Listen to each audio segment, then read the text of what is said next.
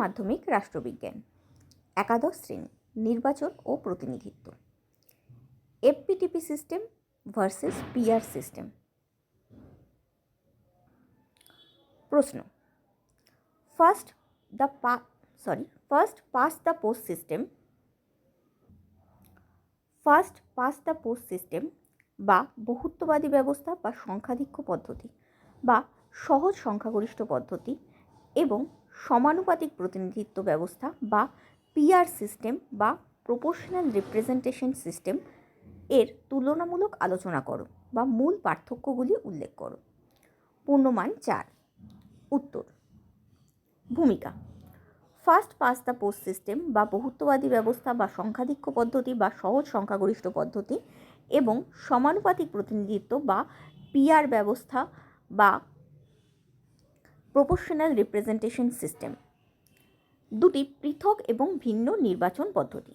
আমরা জানি নির্বাচন পদ্ধতি বলতে সেই পদ্ধতিকে বোঝায় যেই পদ্ধতিতে স্থির হয় যে কোনো দেশের আইনসভায় কিভাবে জনগণের প্রতিনিধিরা নির্বাচিত হবেন, অর্থাৎ ভোট কিভাবে গ্রহণ করা হবে, ভোট সংক্রান্ত সমস্ত নিয়মাবলী কীরকম হবে, ভোট গণনা কিভাবে হবে এবং ভোট গণনার পর আসন কিভাবে বণ্টিত হবে, এই সমস্ত কিছুই নির্বাচন পদ্ধতির অন্তর্ভুক্ত। এই ধরনেরই দুটো নির্বাচন পদ্ধতি হলো first past the post system এবং পিআর সিস্টেম বা এফপিটিপি সিস্টেম এবং পিআর সিস্টেম। উভয় পদ্ধতিরই কিছু সুবিধা এবং কিছু সীমাবদ্ধতা রয়েছে, যা প্রাথমিকভাবে কোনো দেশের আইনসভার সংগঠনে এবং ব্যাপক অর্থে দেশের গণতান্ত্রিক পরিকাঠামো সংরক্ষণে প্রভাব বিস্তার করে। আমরা জানি যে কোনো দেশের গণতান্ত্রিক পরিকাঠামো সংরক্ষণে সেই দেশের আইনসভার ভূমিকা সর্বাধিক এবং আইনসভাই গঠিত হয় এই নির্বাচন পদ্ধতির মাধ্যমে। ফলে দেশের গণতান্ত্রিক কাঠামো সংরক্ষণে এবং আইনসভার সংগঠনে এই পদ্ধতির গুরুত্ব অপরিসীম। আর এই দুই পদ্ধতিতেই কিছু সুবিধাও রয়েছে, কিছু অসুবিধাও রয়েছে। তুলনা, এই দুই পদ্ধতির কিছু মূল পার্থক্য নিচে উল্লেখ করা হলো। যথা: 1. সংজ্ঞাগত পার্থক্য বা এটাই হলো মূল পার্থক্য। এফপিটিপি হলো এমন একটি নির্বাচনী পদ্ধতি যে পদ্ধতিতে একটি নির্বাচনী এলাকায় সর্বাধিক ভোটপ্রাপ্ত প্রার্থী জয়লাভ করে আসন সভায় সেই এলাকার প্রতিনিধিত্ব করে। অর্থাৎ ধরা যাক কোনো নির্বাচনী এলাকায় এ, বি এবং সি এই তিনজন প্রার্থী দাঁড়িয়েছে। এই তিনজনের মধ্যে একা একা কে বাকি দুজনের থেকে বেশি ভোট পেয়েছে সেই ওই অঞ্চলের প্রতিনিধিত্ব করবে বা অঞ্চলে নির্বাচিত হবে, জয়ী হবে। এটাই হলো এফপিটিপি সিস্টেম। এই সিস্টেমের মাধ্যমে প্রথমে পুরো দেশকে কিছু নির্বাচনী কেন্দ্রে বিভক্ত করা হয়। তারপর সেই নির্বাচনী কেন্দ্রে প্রতিটি রাজনৈতিক দল নিজের নিজের প্রার্থী দাঁড় করান এবং সেই প্রার্থীদের মধ্যে যে প্রার্থী এককভাবে সর্বাধিক ভোট পেয়েছে সেই প্রার্থী জয়ী বলে নির্বাচিত হয় এবং ভোটাররা একটি মাত্র পছন্দ প্রকাশ করার সুযোগ পায় এই পদ্ধতির মাধ্যমে।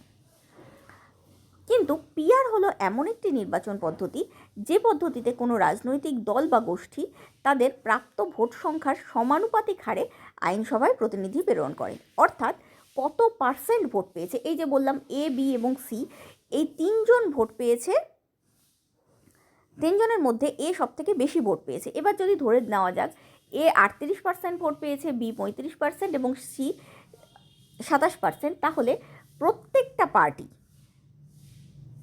তার অনুপাত অনুসারে অর্থাৎ এ 38%ই সিট পাবে আইনসভায়।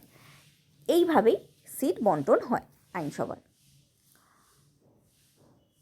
পয়েন্ট নাম্বার 2, নির্বাচনী ক্ষেত্রের আয়তনগত পার্থক্য। এফপিটিপি পদ্ধতিতে সমগ্র দেশকে কয়েকটি ক্ষুদ্র ক্ষুদ্র নির্বাচনী কেন্দ্রে বা নির্বাচনী এলাকায় ভাগ করা হয়, কিন্তু পিআর ব্যবস্থায় সমগ্র দেশকে অপেক্ষাকৃত বৃহৎ নির্বাচনী কেন্দ্রে বা নির্বাচনী এলাকায় বিভক্ত করা হয়। এমনকি সমগ্র দেশকে একটি একক নির্বাচনী ক্ষেত্র হিসেবেও চিহ্নিত করা যেতে পারে। এটা শুনলেই বোঝা যাচ্ছে যে পিআর সিস্টেম সাধারণত ছোট দেশের পক্ষেই উপযুক্ত আর এফপিটিপি সিস্টেম বড় দেশের পক্ষে উপযুক্ত। তার সঙ্গে এটাও যে পিআর সিস্টেম বৈচিত্র্যময় দেশের পক্ষে খুব একটা উপযুক্ত নয়, কিন্তু এফপিটিপি সিস্টেম যেই দেশে বিভিন্ন জনগোষ্ঠীর লোক থাকে বা বৈচিত্র্যময় সংস্কৃতি বিরাজমান সেই দেশের ক্ষেত্রে উপযুক্ত। পয়েন্ট নাম্বার 3, নির্বাচনের কেন্দ্রের সঙ্গে সংশ্লিষ্ট আসনের সংখ্যাগত পার্থক্য। এফপিটিপি পদ্ধতিতে প্রতিটি নির্বাচন কেন্দ্র থেকে একজন করে প্রতিনিধি নির্বাচিত হন, কিন্তু পিআর ব্যবস্থায় প্রতিটি নির্বাচন কেন্দ্র থেকে একাধিক প্রার্থীও জয়লাভ করতে পারেন। এটা হলো একটা লিস্টের মাধ্যমে, মানে কোন রাজনৈতিক দলকে ভোট দিচ্ছ সেটা সেই হিসেবে ভোট দেওয়া হয়। এবার সেই রাজনৈতিক দল ওই এলাকায় যে প্রার্থী প্রেরণ করবে সেই প্রার্থী আইনসভায় আসন লাভ করতে পারে। এটা পিআর সিস্টেমের একটা বৈশিষ্ট্য। অন্যদিকে এফপিটিপি সিস্টেমে প্রতিটি রাজনৈতিক দল একটি নির্বাচনী এলাকার জন্য একজনই প্রার্থী নির্বাচন করতে পারে। পয়েন্ট নাম্বার 4, ভোটদানের প্রকৃতিগত পার্থক্য। এফপিটিপি পদ্ধতিতে ভোটদাতারা প্রত্যেকে যে কোনো একজন প্রার্থীর সপক্ষে ভোট প্রদান করেন, অর্থাৎ তারা একটি মাত্র পছন্দ প্রকাশ করতে পারেন। কিন্তু পিআর ব্যবস্থায় ভোটদাতারা একজন প্রার্থীর পরিবর্তে সাধারণত একটি রাজনৈতিক দলের পক্ষে ভোট প্রদান করেন এবং প্রত্যেক ভোটদাতা আসন সংখ্যা অনুযায়ী একাধিক প্রার্থীর সপক্ষে পছন্দের ক্রম অনুযায়ী অথবা কোনো রাজনৈতিক দলের একাধিক প্রার্থীর নাম সমন্বিত তালিকার পক্ষে ভোট দিতে পারলেও কার্যকরী ভোট সংখ্যা কোনো সময় একের বেশি হয় না। এফপিটিপি সিস্টেমে কীরকম হয়? একটি নির্বাচনী কেন্দ্রের ভোটদানের ক্ষেত্রে যে সমস্ত ভোটদাতারা ভোট দিতে গেছেন তাদের সামনে একটা পেপার দেওয়া হয়। সেই পেপারটা ব্যালটপত্র হতে পারে বা ইভিএমের মাধ্যমে, মানে একটা চিত্র প্রকাশ করা হয়। কি থাকে সেই চিত্রে? এক, কোনো রাজনৈতিক দলের নাম, দ্বিতীয়, সেই রাজনৈতিক দল থেকে কোন প্রার্থী দাঁড়াচ্ছে তার নাম, এবং তৃতীয়, সেই রাজনৈতিক দলের চিহ্ন। এইভাবে, এবং প্রত্যেকটা ভোটার যে কোনো এই এতগুলো রাজনৈতিক দল এবং প্রার্থীর মধ্যে যে কোনো একটিকেই বাছতে পারে, অর্থাৎ যে প্রার্থীকে তারা বাছবে সেই প্রার্থীর সংশ্লিষ্ট রাজনৈতিক দলকেই তারা বেছেছে। আবার উল্টোটাও, মানে যে যদি কোনো রাজনৈতিক দলের সপক্ষে তারা ভোট দেয় তাহলে সেই রাজনৈতিক দলের যে প্রার্থী বেছেছে, সে প্রার্থী মনোনীত হয়েছে, সেই মনোনীত প্রার্থীর পক্ষেই তারা ভোট দেয়। অর্থাৎ তাদের একটি মাত্র ভোট আছে, তারা একটি মাত্র পছন্দ প্রকাশ করতে পারে। সর্বাধিক তারা যে প্রার্থীকে পছন্দ করে সাধারণত তারা সেই প্রার্থীকেই ভোট দেয়। কিন্তু পিআর ব্যবস্থা দু ধরনের হয়।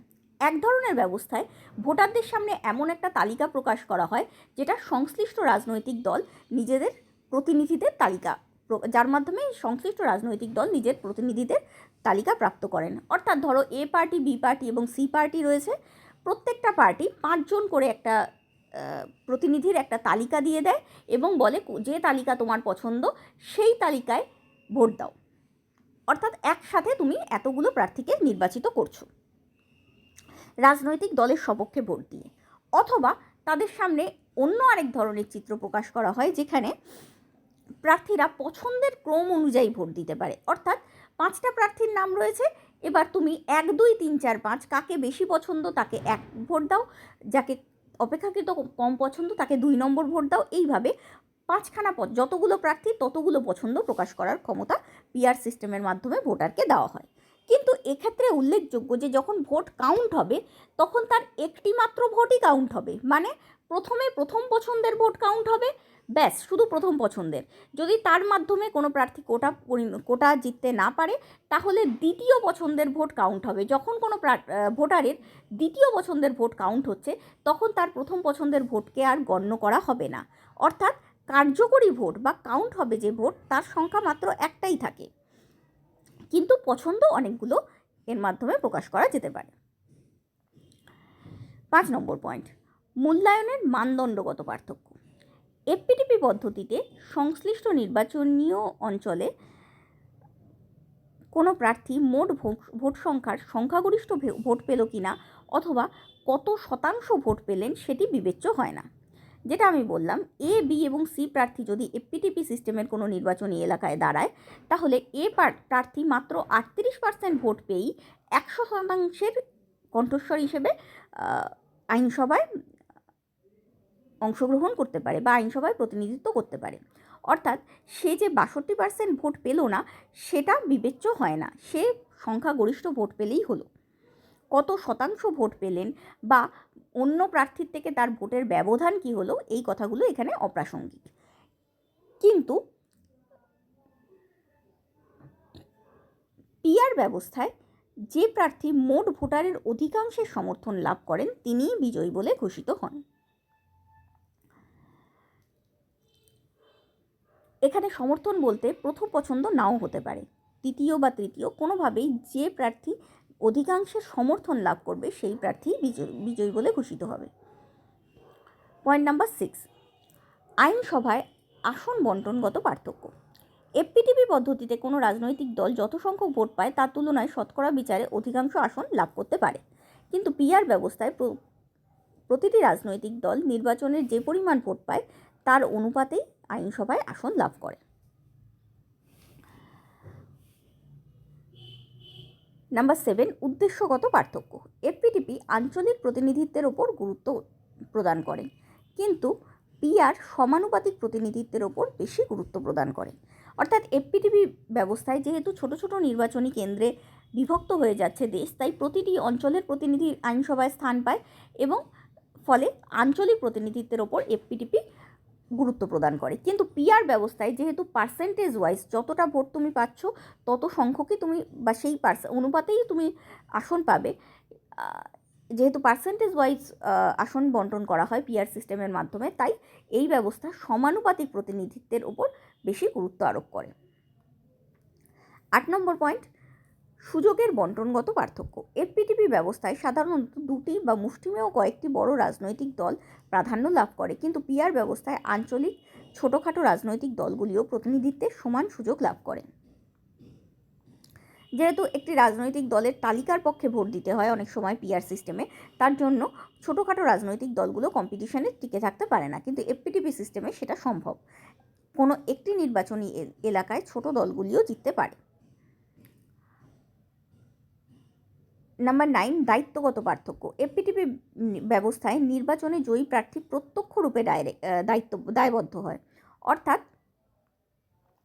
প্রার্থীর সঙ্গে ভোটারের ডাইরেক্ট কানেকশন তৈরি হয়, কিন্তু পিআর ব্যবস্থায় জয়ী প্রতিনিধি পরোক্ষভাবে দায়বদ্ধ, সংশ্লিষ্ট রাজনৈতিক দল প্রত্যক্ষভাবে দায়বদ্ধ।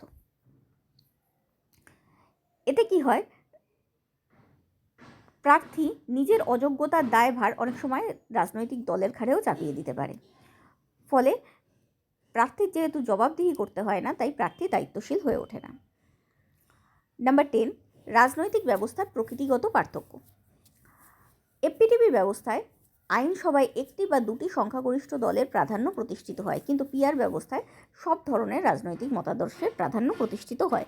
যেহেতু ছোট ছোট নির্বাচনী কেন্দ্র থেকে একজনও জিতে আসতে পারে, তাই সব রকমের রাজনৈতিক দলের প্রাধান্য প্রতিষ্ঠিত হয়। ভোটের মূল্যগত পার্থক্য। এফপিটিপি ব্যবস্থায় অনেক ভোট নষ্ট হয়, কিন্তু পিআর ব্যবস্থায় সেই তুলনায় কম ভোট নষ্ট হয়। এফপিটিপি ব্যবস্থায় যেহেতু বললাম উদাহরণের সাহায্যে যে 38% ভোট পেয়েই জিতে গেল, অর্থাৎ 62% ভোট নষ্ট হলো, কিন্তু পিআর ব্যবস্থায় অত ভোট নষ্ট হয় না, যেহেতু পছন্দের ভোটের ভিত্তিতে হয়, তাই প্রত্যেকেরই পছন্দ একটু হলেও সরকার পক্ষকে সমর্থন করে। নাম্বার 12, সরকারের স্থায়িত্বগত পার্থক্য। এফপিটিপি ব্যবস্থা তুলনামূলকভাবে স্থায়ী, কারণ সংখ্যাগরিষ্ঠ রাজনৈতিক দলই এক্ষেত্রে আইনসভায় বেশি সুযোগ পায়, কিন্তু পিআর ব্যবস্থায় সাধারণত জোট সরকার গড়ে ওঠে, কারণ কেউই কোটা অতিক্রম করতে পারে না একা, তাই এই ব্যবস্থা অপেক্ষাকৃত অস্থায়ী। নাম্বার 13, উদাহরণ। এফপিটিপি ব্যবস্থা বর্তমানে ব্রিটিশ যুক্তরাজ্যের হাউস অব কমন্স, মার্কিন কংগ্রেসের উভয় চেম্বার, প্রসঙ্গত উল্লেখযোগ্য ব্রিটিশ যুক্তরাজ্যের হাউস অব কমন্স মানে নিম্নকক্ষ, আইনসভার নিম্নকক্ষ। মার্কিন কংগ্রেস মানে হচ্ছে কংগ্রেস মার্কিন যুক্তরাষ্ট্রের আইনসভার নাম, সেখানকার উভয় চেম্বার। কানাডা এবং